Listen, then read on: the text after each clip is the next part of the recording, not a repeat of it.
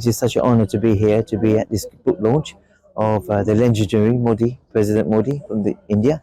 And it's so good to actually see two books which have been released today at the venue today. And not just that, they're going around the world, I believe, 4 different states around the world. They are going to USA. They could come in here to United Kingdom. They're actually going to India. There's a 4th country which I can't remember, to be honest. But to be honest, I haven't seen this book yet, but it's just given to me just now for me to present and to say a few words on President Modi, the things, Prime Minister Modi, the things that he's doing is unique and different compared to all Prime Ministers. But I always like to say that if he can work together to see unique things that people can do, and he can work with them as well, different countries as well, it makes it unique and better for everybody. And the things that he's doing, it's moving fast and quicker for everybody, which is really good for the population and for the humanity purposes of the people in the country.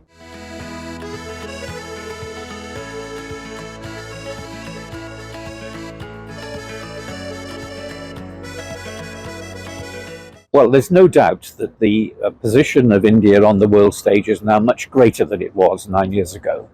It is taking a lead in many areas, not just economically, but also socially and culturally as well. I think there is clearly a big dramatic shift in the economy as ideas, thinking, dramatic new developments in terms of production and being able to manufacture globally and export globally.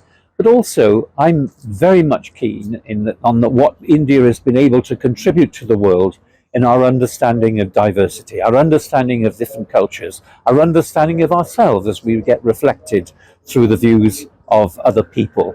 And I congratulate India. It is certainly on the move. It's on the central part of the world stage. So thank you very much for all you're doing.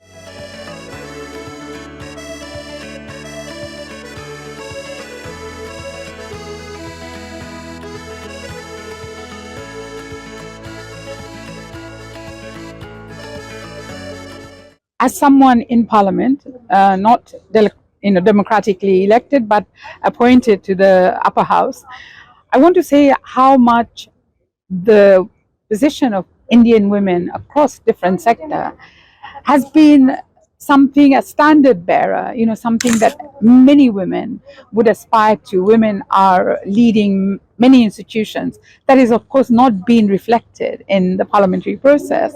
Therefore, the 33% designation of seats is absolutely critical, because it then upholds the values and the standards of wanting to achieve equality. Because without mothers, without sisters, without all the rest, without women, I think that our democratic deficit is something unhelpful, certainly not to be respected. I think that the fact that this moves up a level of credibility, I think, amongst women all over the world, and I think that this is, but I want to reiterate the fact that women of India has always held some of the most incredible positions, and they are standard bearers for many women around the world in various professions, and I think the 33% will simply strengthen that.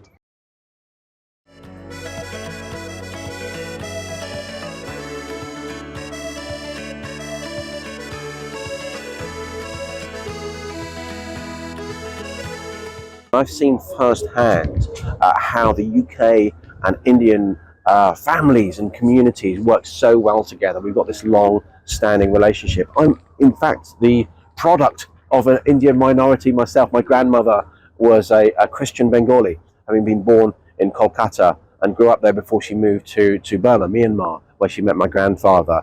And so I'm so proud to have those values instilled in me, that we can continue to learn from our Indian friends as well. The philanthropy, the entrepreneurship. I was there as a tech minister. I was in Bengaluru earlier this year at the G20 Digital Tech Ministers meetings, and I found out that Bengaluru was the fastest growing digital hub in the world. Number 2 was London. So again, this is something that brings us together.